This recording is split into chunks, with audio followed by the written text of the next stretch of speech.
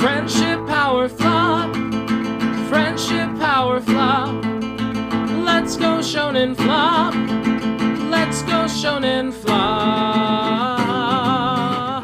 Welcome to this episode of Shonen Flop, where we talk about manga series and Shonen Jump that didn't make it big. I'm David. I'm Jordan. And this week, we're talking about ne0, and we're joined by our guest today, Andrew. Thank you so much for joining us today. Hey, how are you? Oh man, I'm doing good. How's life in Michigan? Life is going all right. It's a little cold here, but we're doing pretty well, all things considered. My girlfriend keeps complaining it's not snowing in New York, but it might snow on her birthday, so we'll see. It'd be perfect to just completely ruin all the plans I had made for her.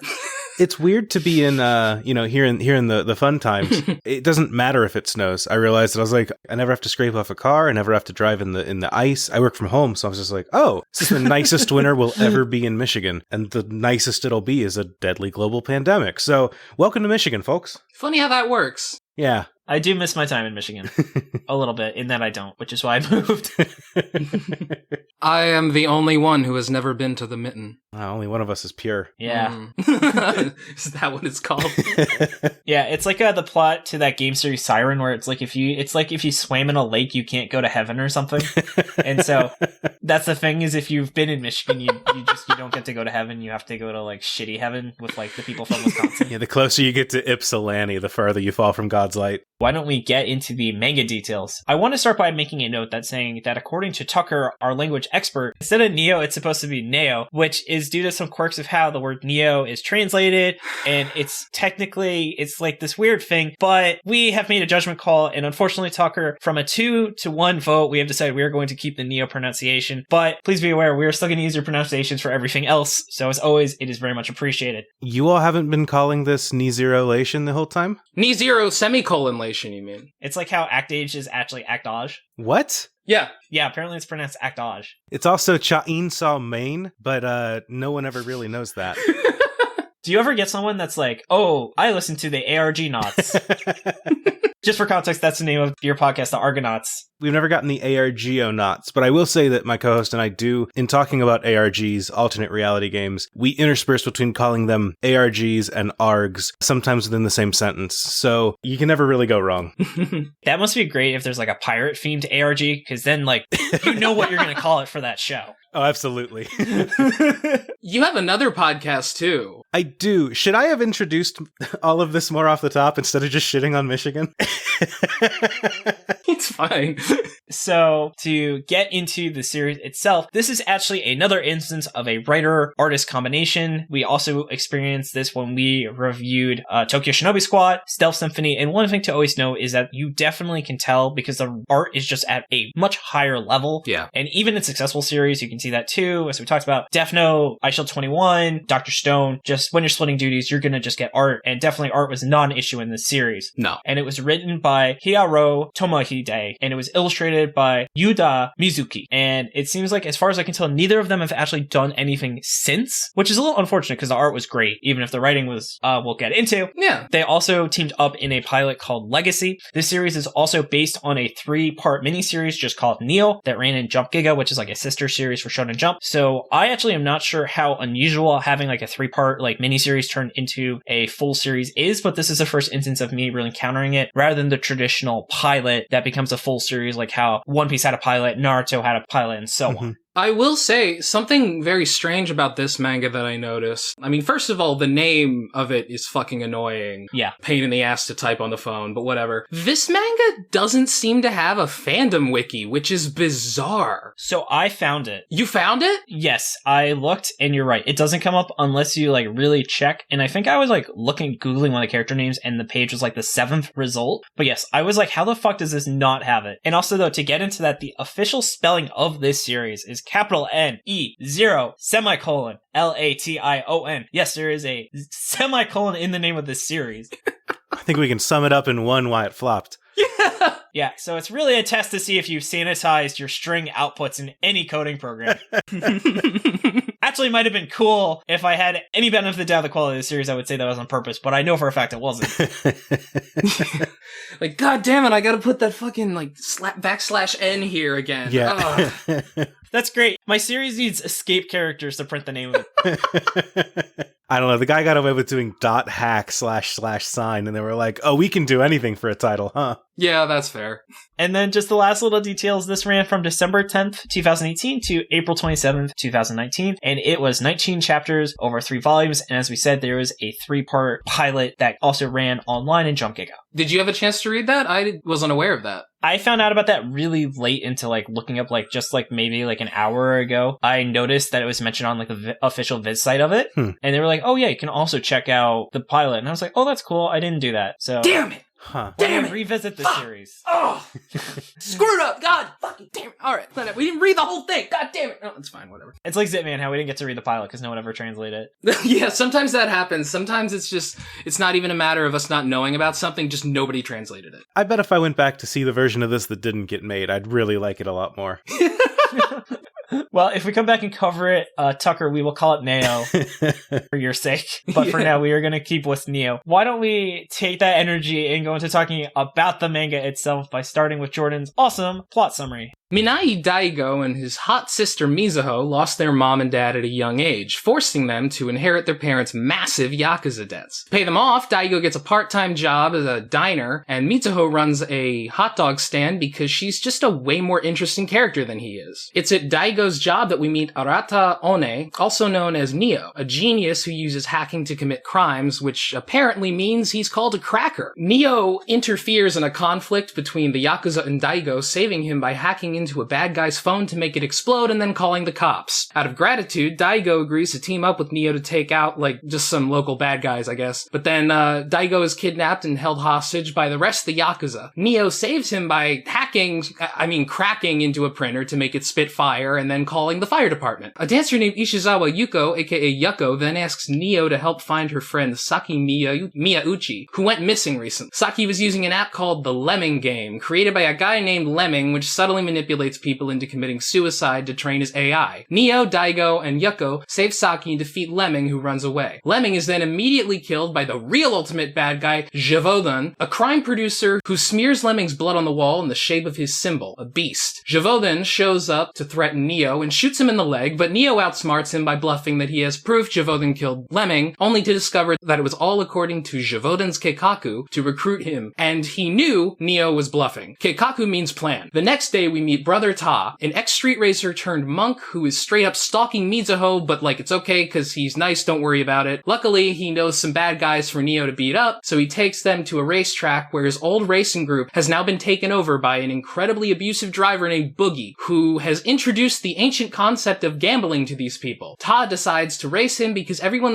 just knows that Boogie is cheating, but they don't really know how. ne0 tags along because he sees Javoden's symbol in Boogie's car. Turns out that Boogie's secret is that he has an Elon Musk car that's self-driving, which ne0 cracks and then they win. Before driving away, Boogie asks ne0 who he is, and ne0 remembers, using a flashback, how his first laptop was given to him by a childhood friend, a little girl with a rare terminal disease named Tabari. The two grow up a little and fall in love as ne0 uses hacking to help scientists develop a cure for her not cancer, but she still fucking dies. Finally, a teenage YouTuber, or loser-tuber, named Chinami, who's, again, a friend of Yuko's, gets kidnapped when she accidentally videotapes an evil business guy talking about doing evil fake news crimes with the mayor. Thankfully, ne0 is a huge stan of her channel and uses logic and reasoning to figure out where she is. Then his two teenage friends beat the shit out of armed guards and saved Chinami, who posts a deep fake recreation of the deleted video she took, incriminating the bad guys. That's it. Thank you, Jordan. Whew.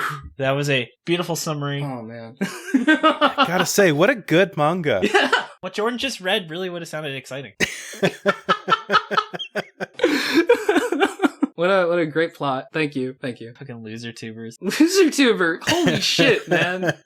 I'm really impressed that it's the same plot twice in 19 chapters. People kept getting kidnapped, and how, Yuko's oh, my friend got kidnapped. Oh, my friend got kidnapped.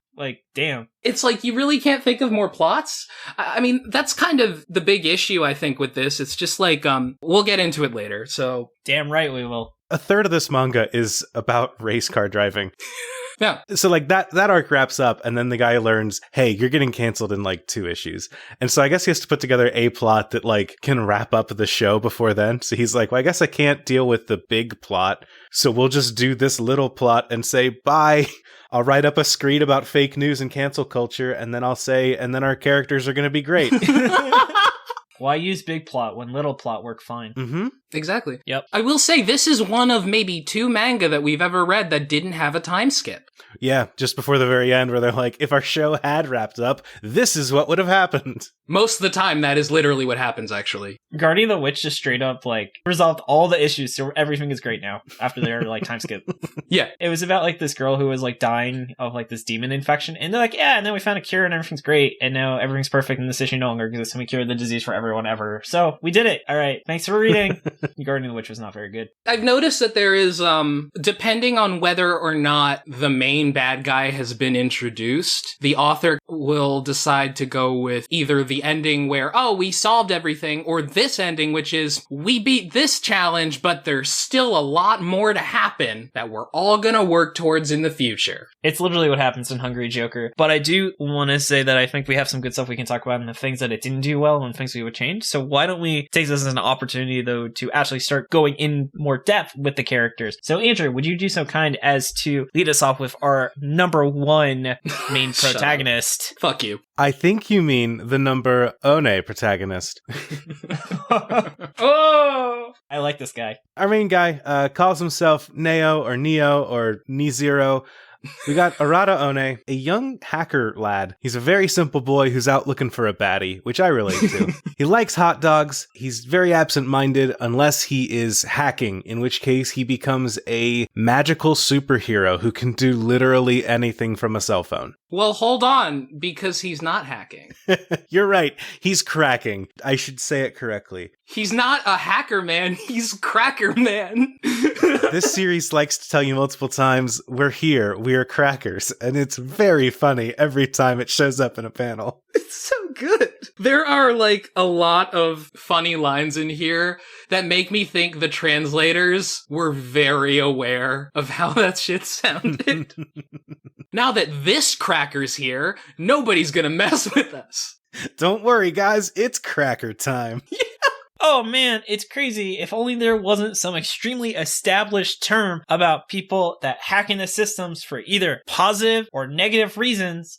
Perhaps some sort of object you place on your head that has a color associated with good or evil. You know, you've got the yellow fedora and the green fucking crowns. Well, I mean, let's be real. In practice, it is usually a fedora. When you say someone is a black or a white hat hacker, it's definitely a fedora. But that was the thing that was the weirdest thing. It's like, this is I would say, a decently known term of black hat or white hat hacking. You did not need to create a term for this. It goes even more than that, David, because you know what you call a hacker who breaks the law and commits crimes? A hacker. After reading the first chapter, I pulled up Google and went, hacker versus cracker. And I found like 3 articles that were just like, well, actually, technically, we should call someone who's using it for crimes a cracker because hacking is more broad than that. But I've never heard anyone actively use that kind of terminology in actual practice. And I say this as someone who works in tech. Wait, is that technically a real term? Holy shit, it says on Wikipedia, cracker is the more appropriate term for those who break into computers. Whether computer criminals black hats or computer security experts white hats. That's hilarious. This is technically correct. Now I just feel like a giant smug asshole. Is it literally just a portmanteau of hacking and crime? I didn't think so, but I'm going to go with that. This series isn't a flop anymore. I have never felt dumber. This series is too smart for us. There's Ritz on my face. I will say, I don't think anyone in the real world actually uses this because no one wants to go around saying, actually, I'm a cracker. Yeah, it's also, cracker is literally a term people use to make fun of white people. They say, excuse me, cracker, please. I really wish that the race car drivers called themselves honkies. We're definitely having too much fun already. Yeah, that's really good.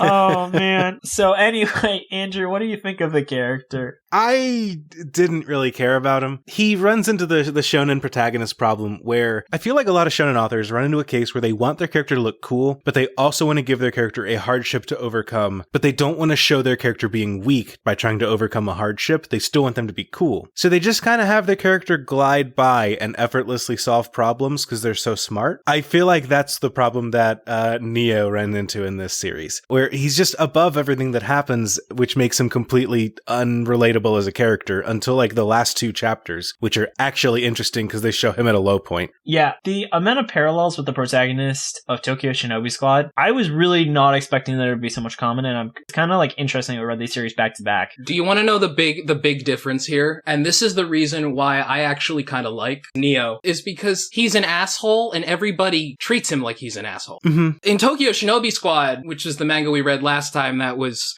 scared of immigrants and globalization and shit like that. Oh, cool. Oh, yeah, it was great. The character was incredibly competent, but everybody would not shut up about how he was the coolest guy ever, and he's just so nice, and like, wow, Gene's amazing. Here, it's like, he's an asshole, and he does douchebag things, but the manga feels aware of that, and so it doesn't bother me as much.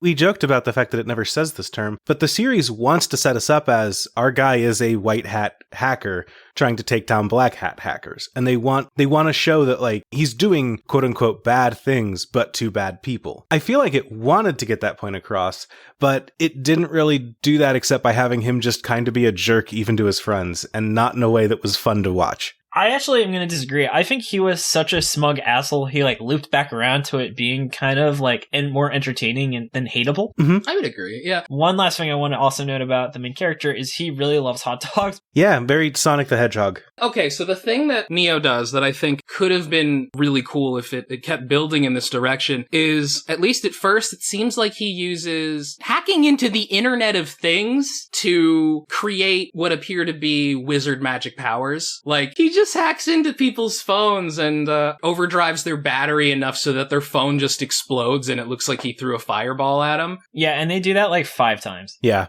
it's his main form of attack. His other main form of attack is calling the cops. And the fire police. The fire department. Firefighters. There we go. The fire police. I wasn't expecting the Fire Force crossover to be in issue 2, but here we go. Yeah.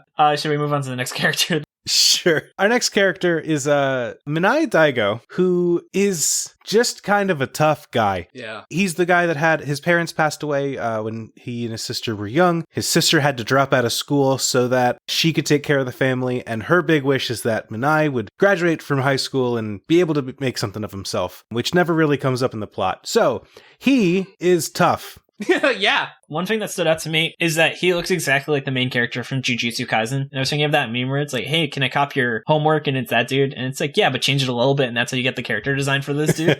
He absolutely does look like him.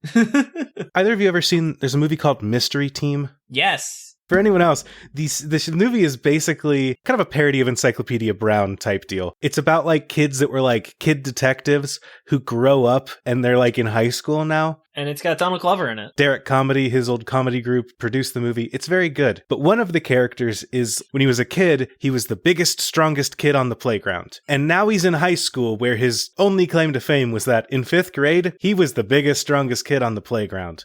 He isn't anymore, but he sure used to be. That's Daigo. Yeah. He used to be tough, but now he's a waiter. And that's the full extent of his character arc. This is something I've noticed a lot in some of the manga we've read recently. This was also in Tokyo Shinobi Squad, where the main character, literally like the last chapter, they're like, oh, you used to be a really famous delinquent. Okay. It's like, you know how in samurai movies and stuff, or samurai anime, they're like, oh, this guy, he used to be like a super badass who killed a ton of people a long time ago or whatever. It's like they're trying to do that, but the person they're talking about is 17. Exactly. Yeah. It's just like, yo, he was a really tough freshman. Who's the toughest famous high schooler you guys know? Jordan. Real or fictional? Real. I don't know. Believe it or not, like, where I'm from, we don't typically, like, celebrate tough high schoolers and talk about them a lot. That's true. Apparently that's different in Japan. It's huge in Japan. Everyone's got a favorite tough high schooler that they just love. I love it. Should we move on? Yeah. Yes. And then, quick note about his sister. She runs a hot dog stand. She, as Jordan noted, much more interesting character than her brother. She's really hot. Like, really hot, man. He spent a lot of time drawing this character. Yeah, when a character's introduced ass first, you know that the author is really interested in their personal growth as a human being. Funny thing, I thought that is when she was introduced, but I reread it. She's like the first person you meet in the comic. Yeah, she's like super tiny in a panel. It's like you have no clue who you're looking at. So it's just like, okay, some lady is handing a hot dog to this guy who says he just wants to beat up baddies. Yep. Like, oh, okay. It actually surprised me how the other major female character, Yuko, actually isn't drawn as voluptuously. So I guess that was like a conscious decision. No, she's drawn like Winry. Can you give some background on what you mean by Winry for our listeners that may not be familiar? Oh, she's just a character from Full Metal Alchemist. With blue hair. Oh, does this character have blue hair? This is Winry with blue hair, is Ishizaki Yuko, who's a dumb dancer that can pick locks. And I think that I got her character. Is that it? I think she rules, though. Yeah, she's the coolest character in the cast. She kicks ass. Remember when she just randomly is like, yeah, I learned Brazilian street fighting. It's so great because they're talking and like ne0 is like, how are we gonna deal with this? And he's getting into some kind of conflict with Daigo. And then Yuko is just like, hey guys, look at me. And then she just does a backflip and she's like, check it out. Isn't that cool? Oh, God. I also love how she can pick locks. And when she starts to pick a lock, Daigo's like, whoa, that was the last skill that I expect you to have. Mm-hmm. It's just like, well, okay, author, thank you for telling me that. Didn't she say like her dad made her learn? Yeah. Her dad is a locksmith. It's Bean Dad. Bean Dad for locks. You can go to the park if you can open the door. Yeah. Jordan's met my dad, and I was like, my dad would definitely have been Bean Dad for like the first 20 minutes of that story. Oh, yeah. That's the big thing. It's the first 20 minutes. That's understandable. When it extends to like 6 hours, at some point you're just not feeding your kid. Exactly.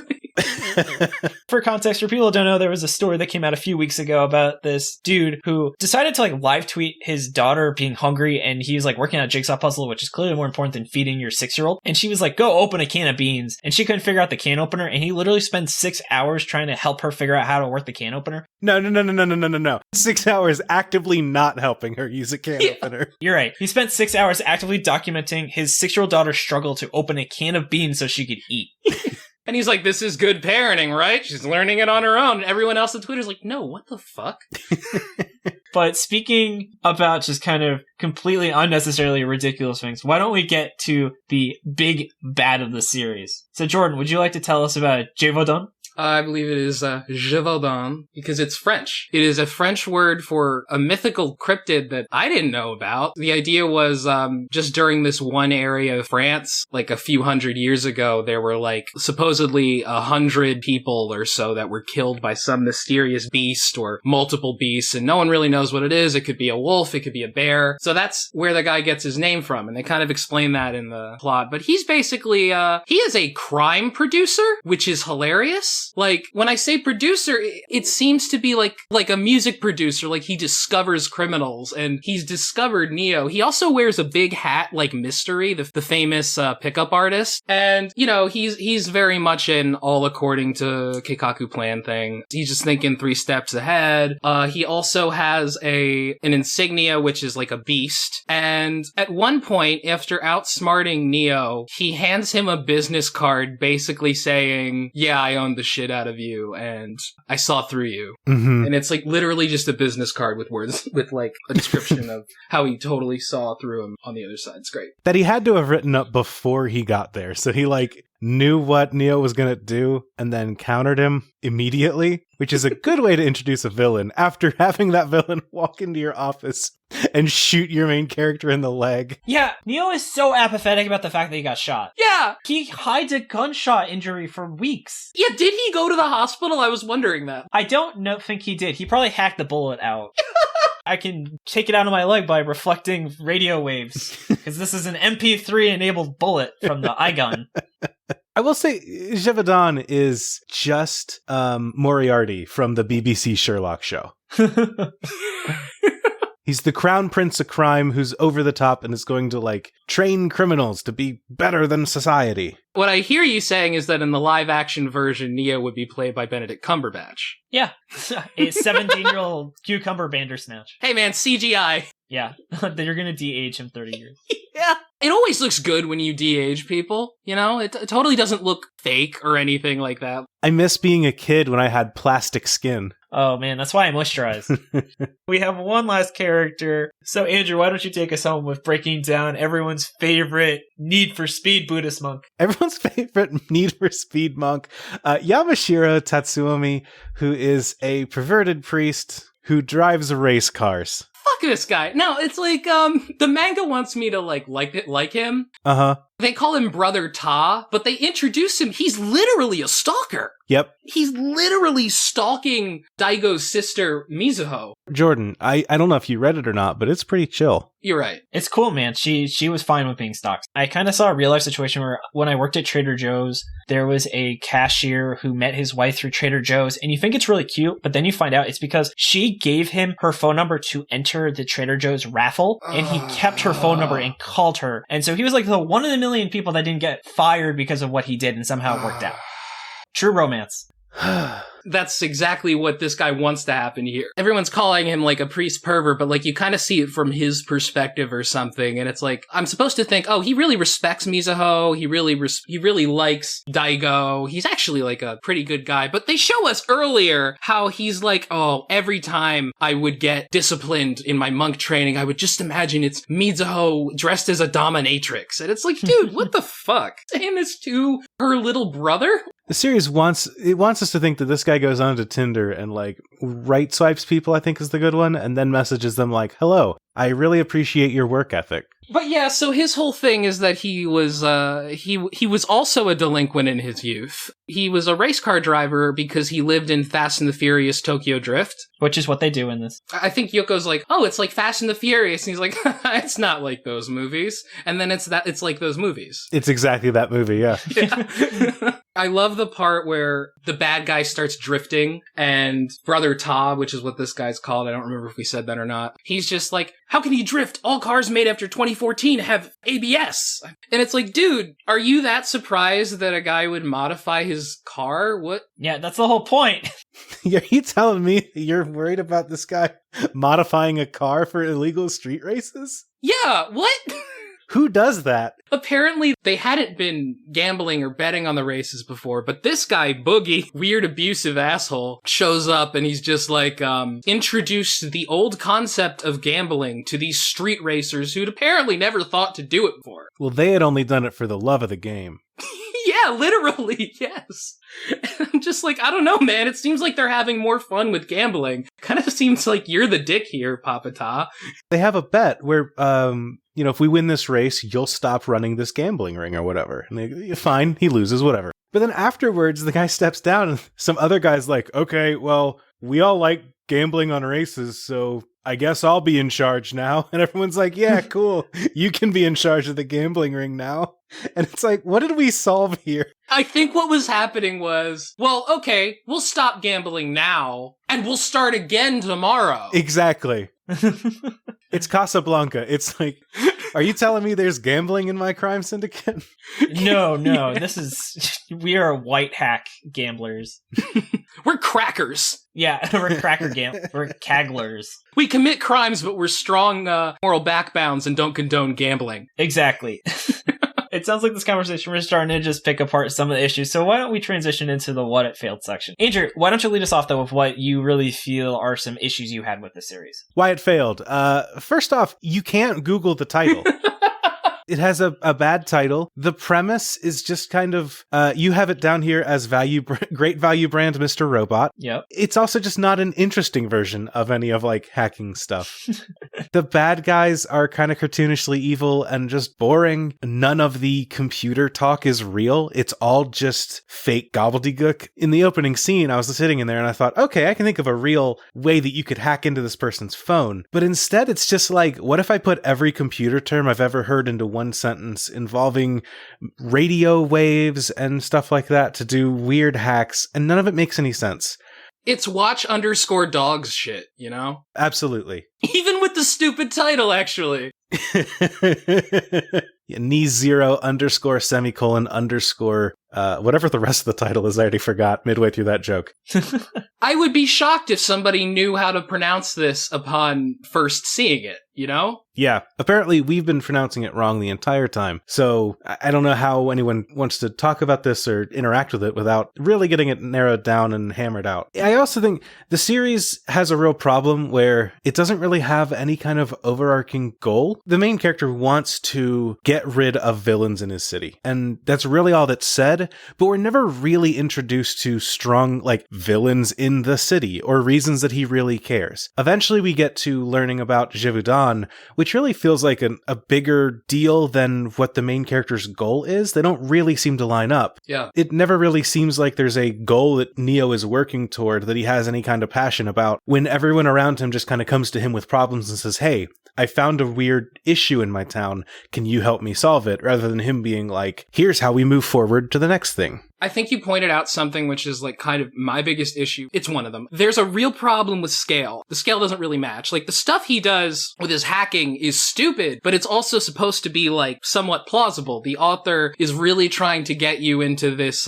Internet of Things kind of bullshit. But the problem is, if you're gonna do this, go crazier, you know? Mm-hmm. In the race, we haven't mentioned how the race ends. It's really dumb. So the secret with Boogie, and the reason why Boogie is beating everybody, is because he has an AI-controlled car, so ne0 hacks into his car, steals the AI, and then just installs it in the car they're currently in somehow. Uh-huh. I don't think you could do that unless your car's built to handle an AI, but whatever. Yeah. Gonna soup up my 2000 Pontiac. You know what would have been way cooler and honestly make way more sense in the context of the manga? What if instead of that, ne0 hacked into his car and made, like, the engine blow up? But then again, Jordan, literally him hacking something to blow it up, it's happened like maybe 5 or 6 times already at that point. Yeah, but it would be better. This is... You're right, because he does do the fire thing a lot. Like, what if it's like, well, I can't do fire now. What if I emulate, like, a lightning spell, hacking into some kind of electrical place? Like, the cool parts that work in this are when it's like, the hacking really does look like wizard magic. I think that's kind of cool. Mm-hmm. In terms of something I didn't particularly enjoy, I thought it was really awkward that they decided to make suicide a major plot element so early into the series, which just kind of felt very, very uncomfortable. Yeah. It was a weird dark swing that I did not think worked at all. They could have made it like she stole like a bunch of money from her family and stuff, and she was like getting tricked. That's a real thing that people do, is, you know, online scammers, and that would have been a really cool area. But no, they're like, yeah, she's gonna kill herself through social pressure through this app. And I was like, holy shit, this is a series for like 14-year-olds, and this is what you're starting with. Yeah, there's a lot more that goes into something like that than just like an app told me to kill myself, so I did. And I feel like the series is pretending that this app is a magical thing that compels people to kill themselves, when, like, you really need to look at the app as more than just the day 50 kill yourself vibe. There's 50 days of control and negotiation that goes into it. And if you wanted to introduce an element like this, it needs to be a bigger arc than an 8-chapter, just little storyline, you know? Like, something like this is a thing that encompasses a lot of people and has a lot of impact on things. And you need to give it room that it needs, instead of just this really weird, quick, super dark jump from, we're hacking a copier to make it shoot fire so that firefighters come and notice a hostage situation, into now there's an app that is killing people and making them kill themselves. You need to have some kind of bridge between those two stories. And then right after that, you go into Tokyo Drift with a perverted monk priest. Yeah. You need some kind of bridging gap for stories of that swing tonally, especially when your characters are not equipped to handle that kind of tonal swing. I think you're right. I think that tonal swing is emblematic in this one moment where ne0's just like, hey, Yuko, look at this video I found. And then she watches it, and it's literally just a girl jumping off a building and dying. And it's just like, what the fuck? You don't just send someone a goddamn snuff film. That's disgusting. But it really is just like, what the fuck, manga? Yeah. Plot also didn't make sense why the AI was trying to make people kill so they could learn about suffering, but it's not like there's not pre-existing snuff films. Yeah, if there's anything that an AI couldn't use the internet to learn about, it's human suffering. I got an app for you. It's called Twitter. They can listen to Shonen Flop if they want to hear human suffering. The way it's described is just like, yeah, on the first day, the app just kind of is like, walk around town, pick up like 3 pieces of trash, and then on day 50, it's like, kill yourself. Also, that whole blue whale thing they discussed, that is completely fake. No one killed themselves from that app. Mm-hmm. And so the entire plot line is based on something that the author didn't clearly do their research and actually check to see if that story was true. Oh, is that like an urban legend, though? It's a real app. It's a real story that came out, but there was no reported instance of anyone actually killing themselves. To go back to the Tokyo Shinobi Squad, ne0 is way too developed as a character skill-wise for there to be any progression. I never at any point felt like there was a chance he was going to fail at anything he was trying to do, except for maybe that one psychological scene, but that has nothing to do with hacking. Mm-hmm. Well, cracking, though. Cracking, you're right. I don't really know what ne0's overall goal is. It is super... It's like he just wants to bully bullies, is basically his thing. He's Dexter! Oh my god. That works for me. If you just want to say, like, I'm here to clean up the crime in this town or whatever, that's fine, but, like, show me crime in the town. Yeah! Like, there's no, like, impact. Like, he frees a ton of people from, like, Yakuza debt and nothing happens. Like, how is that, like, a story and he becomes famous or whatever? Because people publicly know he did it. Mm-hmm. He had someone come into his office and he's like, yeah, I already took care of your debt. Don't worry about it. So he knows people know about him. Do you think that this comic would be better if, like, the world was shittier? Yeah, I think so. The world feels like it has the danger of Pokemon. Mm-hmm. He's so laissez-faire by getting shot. Yeah. That really took me out of it. It came out of nowhere. Violence like that didn't happen in this manga. It's the same issue with the suicide. It's just like, everything else is just, like, not a big deal. The show has some darker elements that don't work because the world around it doesn't support those darker elements. You mean like when the bad guys had kidnapped a teenage girl, put her in a closet, and said that they were gonna call in a hitman to kill her? Yeah, like that. What a fucking mess. Those are some really great points. So why don't we move it now, though, to the positive section where, Jordan, I know you actually seem to have actually enjoyed the series a good bit more than me and Andrew, so I'm excited to hear what made you enjoy this series so much. I think the artist is great. I really do think the artist has some really strong work here. The designs are pretty strong, and, like, characters are fun. I really like how Yuko is a dancer. Mm-hmm. One of the chapters, like the last chapter, just opens with her dancing with a YouTube star. Great. Yeah, I just think that this manga has a real issue with tone, but when it gets the tone right, I think it works. Mm-hmm. I really don't think I have anything to criticize about the art. I look forward to the artist of this series making a new series with potentially a better writer. I also think it really knew how dumb it was. It didn't try and fake out the audience. I think maybe it could have done a little bit more to have been even more like full-on CSI Miami with how it used technology. This manga needed to lean into something. Yeah, it really did. It kind of tried to walk a path it couldn't, but when it was on the right path, it was good. And then I also think just the root concept, like, this is an unexpected topic for Shonen Jump to do like a hacking manga. Yeah. Even though it kind of tried to be like a battle manga about hacking, but I can't think off the top of my head a series that covers this topic. I know we talked about Mr. Robot, but that's an American show where, you know, hacking culture is much bigger in the West than in Japan. So I want to at least give it points for being novel instead of being a retread of a concept we've seen a million times before, like Guardian of the Witch or Hungry Joker. I also did really love when they would just say things like their attacks. This is called a DDoS attack.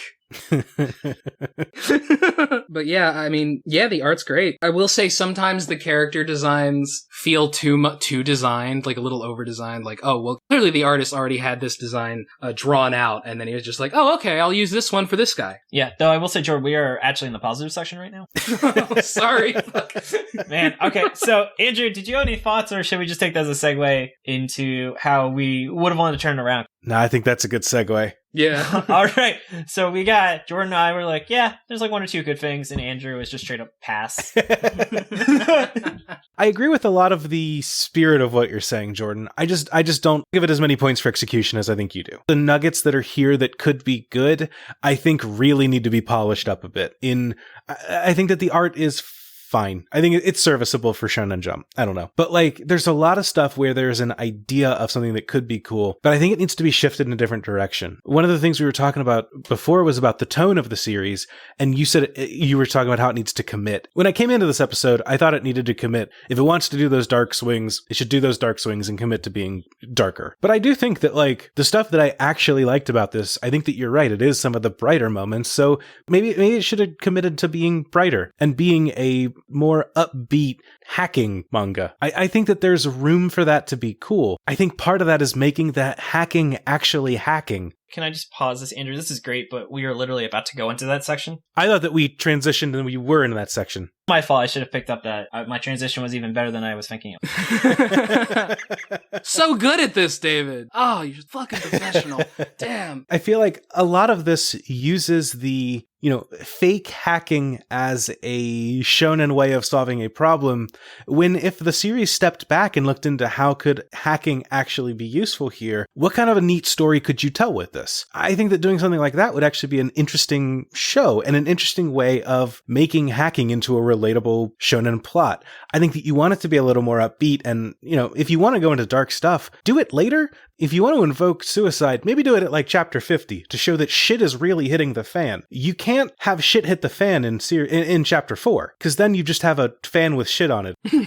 I wasn't ready for it. It wasn't ready for the shit, exactly. At least let me get an umbrella. There are some cool stories that could be told with a hacking protagonist in this more upbeat tone. Maybe there's something where we're hacking into a villain's complex. We want to go with this Internet of Things thing. What if we realize that, like, oh no, he's in a room where the only thing I could potentially affect is a washing machine? How can I use that to my advantage? What kind of neat hacking scenarios can you get this thing? In a world where we've got so much that's connected to the internet, what if we played with that a bit? Mm-hmm. I feel like he wanted to throw up ideas, but then they never really got played with. And I think doing that play is an important part of the writing. I really agree with a lot of that. And I think I really would have liked to have seen them actually put some effort into the hacking stuff. Like, it would have been cool if it wasn't just gibberish, because it just kind of felt like he was patronizing when he was saying hacker words, because we knew it was bullshit. And I think most people reading it probably knew that what he was saying is not actually possible. Mm-hmm. I also want to say I had an idea for just a wholesale manga series, completely unrelated. So I'm just going to pitch that right now that I discussed with Jordan.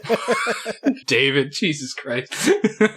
I've always wanted to create like a shonen sports style manga, but about computer programming, where it's like just people doing like programming competitions and stuff. And it's like, that kid who's like, oh, I know a little HTML. And some guy's like, oh, that's not even programming. He starts like learning Python, and you just see his like descent into learning more and more about programming. And like, there's like a training arc where he learns about object-oriented languaging. God. And like, he enters a competition, he learns object orientation like the night before, and it lets him optimize his code, and he beats like the compile time of his opponent by like half a second and stuff like that. And it's just played like completely straight. That's really the kind of the series I've always wanted to make if I had like an artist and like time to write it, which is completely unrelated to the series. But I just realized that idea sounded more interesting than how anything I could have thought of how to redeem the series. So I just wanted to pitch that right now. So if anyone wants to invest in my idea, please feel free to email me at shonenflop@gmail.com.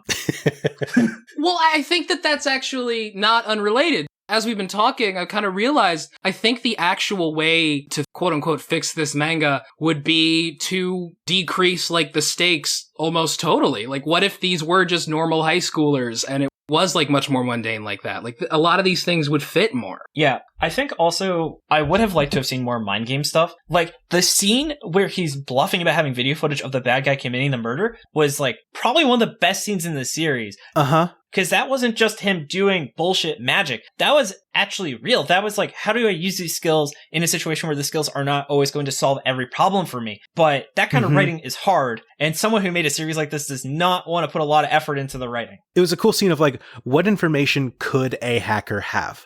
And what could a hacker threaten you with in this scenario? And how do we try to negotiate what information we have? That's a very good scene. I really liked the moment where a bad guy kidnapped Daigo, because everybody gets kidnapped in this series. And then he calls ne0 on his phone, and ne0's like, hi, I'm Daigo. And he's like, you're not Daigo, I have Daigo right here, kidnapped. And then ne0 immediately hangs up, because he's like, well, now I know Daigo was kidnapped. That was a great moment. I think this manga either needs to be, on the end that we're talking about now, it needs to be a Death Note style series where you're getting into that darker and trying to be intentional with ideas and information. The other end, I think that the other way this manga could have gone in a more lighthearted direction is to do something like, this is a weird comparison, but Food Wars. Oh. And I don't mean fan servicey like Food Wars. I was going to say, he definitely draws the women like they do in Food Wars. I mean something that like truly cares about the craft that it is doing and takes that craft and shifts it to a shonen style. Mm-hmm. I really like Food Wars because it's a shonen battle manga where the characters are cooking and they deeply care about cooking. And you can tell that the artist deeply cares about cooking too, both in the way that they show the food and in the way that they talk about it. I would love for something like that with hacking. Also, they do a lot of abstraction of stuff. They can't show you how something tastes, so they have to like go in an abstract way to describe it to you through the art. A lot of times it's women being scantily clad because it's so good it's sexual. Oh, great. I'm not a fan fan of that. But in the times that it's good, it's a really cool physical representation of something that isn't physical. And I would love for that in something like hacking. And they do that on one page of this manga by saying that, like, the driver guy's, his car, by analyzing all of the races and putting them into his car, he's become an amalgam of all of the drivers on the track. And they show that by showing, like, a giant car mecha built up of all the cars fused together with his face. Oh, I thought that was so cool. And it's super cool and abstract, and it gets the point across of what a monster this guy is on the track. I would love more of that in a hacking manga. Absolutely. And that actually ties into something else that I've been thinking about, which is this artist and this writer do not work together.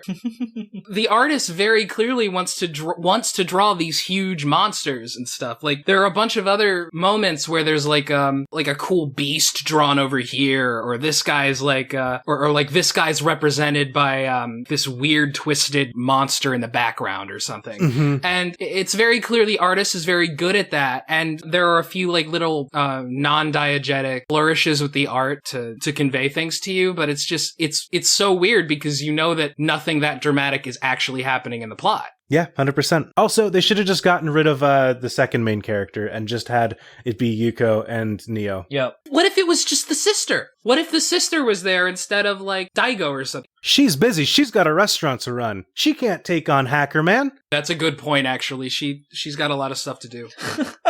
I think it should be Yuko and ne0 team up because they need to protect their favorite hot dog joint. I like that plot a lot. That's really good. I'm going to fit that into my hacking sports battle manga as the background of how he gets into hacking is he has to defend his sister's hot dog stand. Yeah. His, like, grandpa is like, Sonny, you know, there's good money in computers. And he sees, like, a flyer for, you know, super hacker competition, you know, 10,000 yen first prize. And that's how he gets into hacking. Actually, man, Jordan, we need to talk after this. We gotta get started. Yeah, cancel this episode. This isn't going out. Sorry, Andrew. You'll get an executive producer credit, Andrew. Don't worry. All right, perfect. We'll call it Hack. Hack. The hot dog hackers. HH is not a good acronym for a thing. Oh, God, you're right. Fuck. Hot dog crackers. A cracker that likes hot dogs. How about a hacker? That's too good for this. We'll brainstorm. Okay, so are you guys ready, though, to move to the miscellaneous thoughts? Good transition. Thank you. We're having a lot of fun. I haven't slept a lot this week, so I'm sorry if I'm out of it. So one thing that really stood out to me is that apparently super hackers are called wizards. And I just want to point out that in Japan, there is a joke that if you turn 30 as a virgin, you become a wizard. And I just thought that was really, really funny that they're saying computer experts are wizards.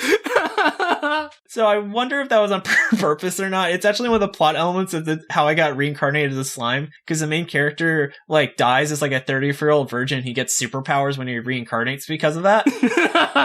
That rules. Yeah, that's a great series. How about you guys? Did you have any miscellaneous thoughts? I liked how ne0 is just like, yeah, I don't have any thermal goggles for you guys, so just I attached a smartphone to a VR thing. Here you go.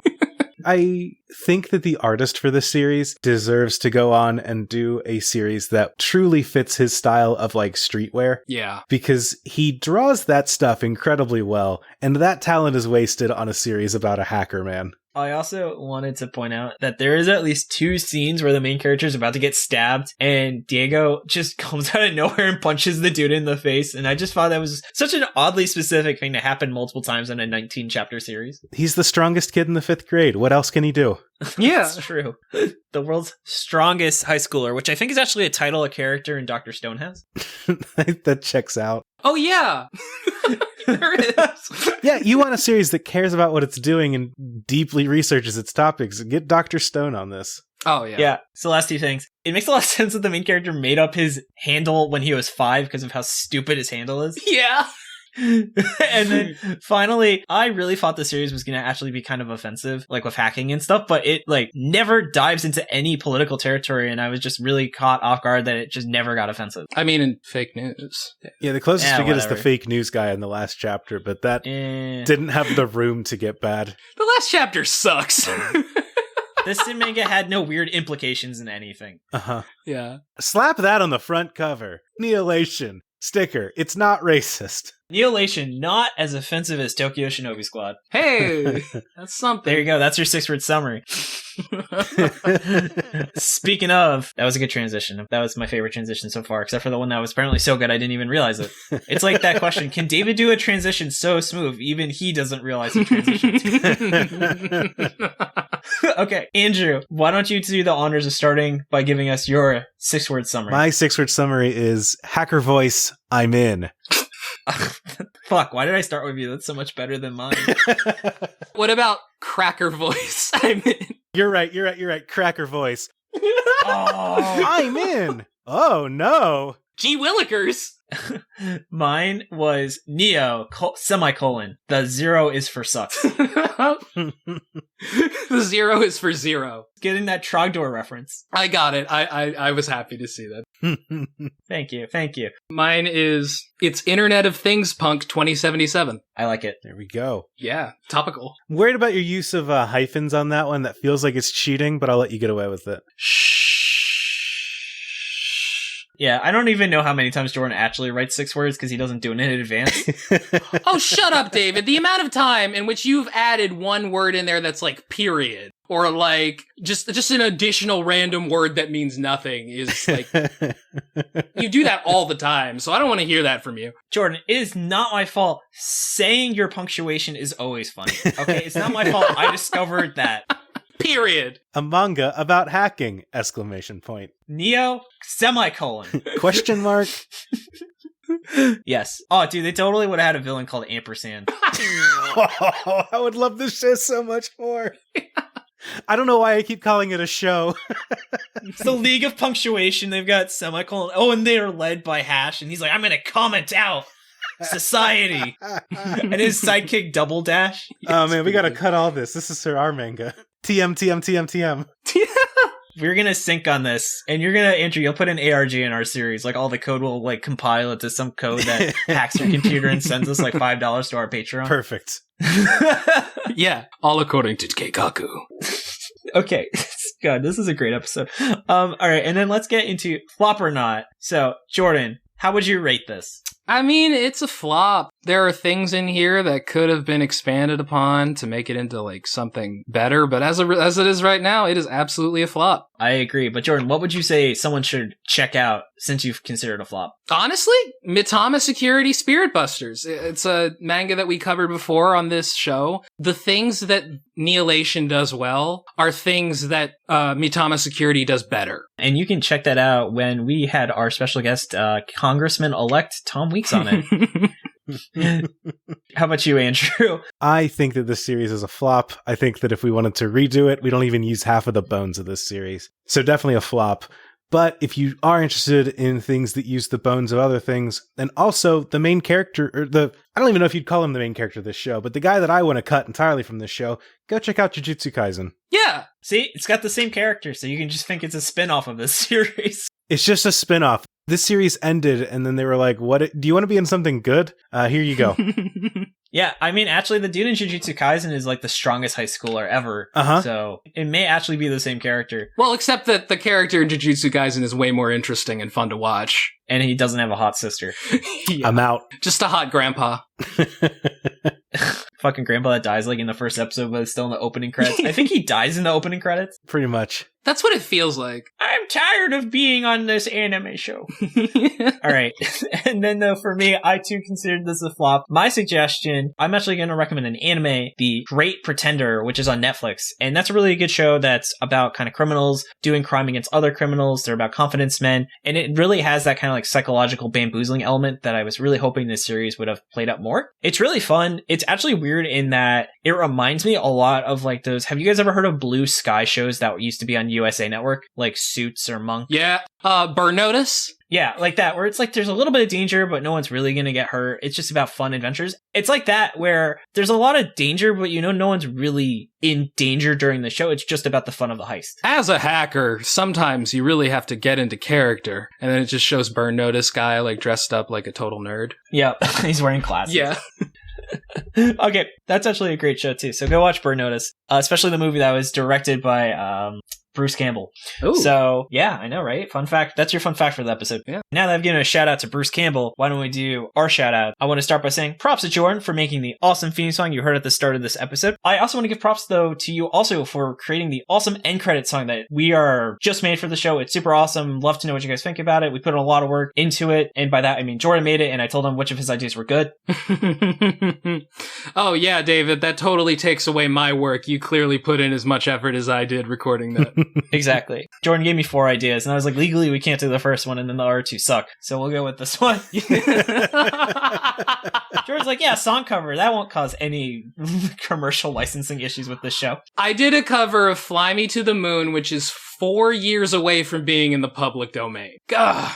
Okay, so we'll circle back in 2025. Yeah. This is Shonen Flop. No.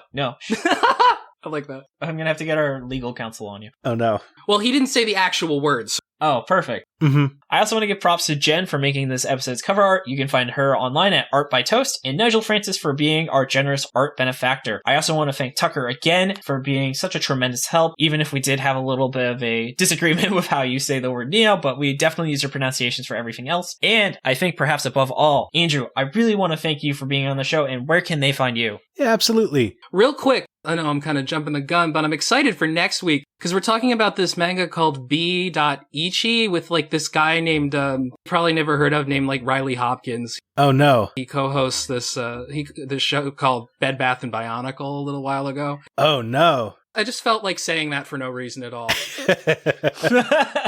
Well, if you're a fan of Riley Hopkins, you should check out, they do a really good podcast called The Podcast Minds with someone, where every week they basically take pitches of what podcasts they shouldn't start. It's a comedy show, kind of like Cool Games Inc., if you liked that for video games, except it's for podcasts, and neither of us is going to get canceled for being a sex pest. And his co-host is fine. I'm also the co-host of the ARGonauts podcast, deep dive podcasts about alternate reality games. We just wrapped up doing one about the alternate reality game that covered the Dark Knights release. That was a 3-parter that we did. We do a show that talks about basically ad campaigns that get super weird and super long. It's a really cool show. We put it out every other Thursday. And if you don't check out my stuff, check out Anime Sickos because they're really good too. What should listeners do with the encoded message you just read off? You're going to take the first letter of each word I said. That's going to form a URL. If you go to that.net, you'll find a string of hash. Once you take that and convert it over to ROT32, you'll notice that it's Baconian cipher. Basically, if you look at every word we've said in the past podcast, whether it started with a vowel or a consonant in order, that's going to string out into telling you where you're going to go next. And from there, you're just going to have to click on links and see what happens. I feel like you guys just make it a little too easy sometimes. We try.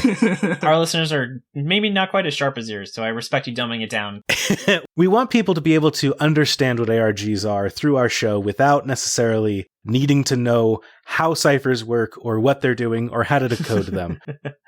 So I figure we're going to give you baby's first ARG. I love it. Nice. And then Jordan, is there anything you want to say for the good of the universe? No. Okay, thanks for thanking me this week. I appreciate it. Oh, fuck. Oh, fuck. Oh, no. Fuck.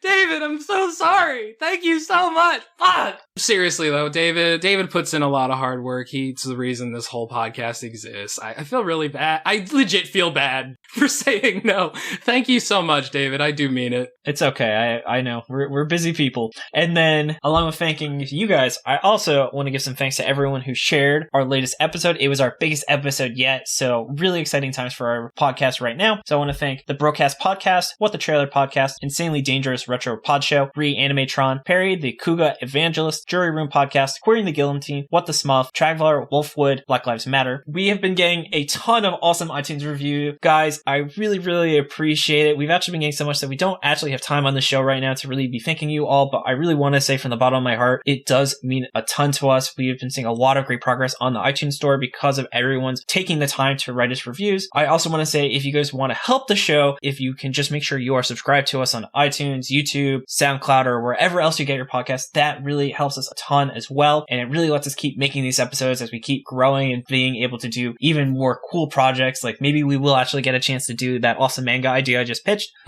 To go into general shoutouts, I want to give a shout out to a comic series called 32 Kick-Up Only Gets Weirder. It is this really great webcomic that's pretty much imagine Disney characters as mobsters in 1930s Chicago. It's created by Silly Rookie Art, who has been a big supporter of the show. You can find it at 32kickup.com. I want to give a shout out to the Open Shudders podcast. This show is spooky as heck. Sorry for swearing. As I say, it's a creepy podcast guaranteed to make your skin crawl. You can find them at anchor.fm/Barry-Marino-Open Shud. The next one is the My Hero Academia podcast. They cover the official release of the manga, anime, movies, games, and more. You can find them at mhapod.com. Really cool topic, especially because we recently did an episode on Barrage, which was by the same creator. So if you actually are a fan of My Hero Academia and haven't listened to that episode yet, it's really cool to see where the creator of My Hero Academia was growing his skills before he made the series he's best known for. Hey, Andrew, so you know how we were having an issue in this episode about figuring out how to pronounce the character's name between like ne0 or ne0? Mm-hmm. Well, in Barrage, there's a good chance that manga was originally intended to be called Bulge.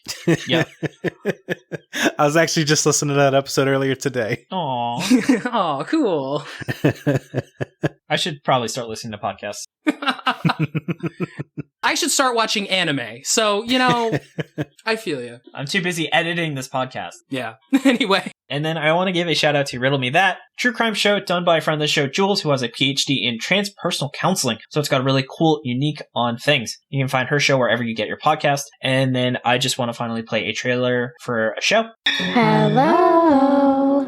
We are You Should Have Ghosted. A true crime online dating podcast. I'm Shayna, and I love true crime, wine, and I met my husband online.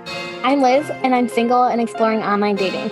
We're ex-coworkers who became best friends through our obsession with true crime podcasts and decided we should make one of our own. You Should Have Ghosted is a podcast that we hope will enlighten people to the dark side of online dating and shine a light on serious issues with accountability in the dating app world. Join us for dark stories and cringy content.